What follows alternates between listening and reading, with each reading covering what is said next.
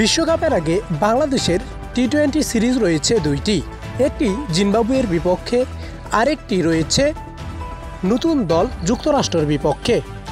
বাংলাদেশ এবং জিম্বাবুয়ের মধ্যে 5টি টি-20 ম্যাচ হবে। প্রথম টি-20টি হবে 3 মে সন্ধ্যা 6টায় চট্টগ্রামের জহুর আহমেদ চৌধুরী স্টেডিয়ামে। দ্বিতীয় টি-20টি হবে 5 মে সন্ধ্যা 6টায় চট্টগ্রামের জহুর আহমেদ চৌধুরী স্টেডিয়ামে। এরপর তৃতীয় টি-20 হবে 7 মে বিকেল 3টায়। এরপর চতুর্থ টি-20 হবে 11 মে সন্ধ্যা 6টায় মিরপুর শেরেবাংলা ক্রিকেট স্টেডিয়ামে। এরপর পঞ্চম ও শেষ টি-20টি হবে 12 মে সকাল 10টায় মিরপুর শেরেবাংলা ক্রিকেট স্টেডিয়ামে। 3টি ম্যাচ হবে চট্টগ্রামের জহুর আহমেদ চৌধুরী স্টেডিয়ামে এবং শেষ 2টি টি-20 হবে মিরপুর শেরেবাংলা ক্রিকেট স্টেডিয়ামে।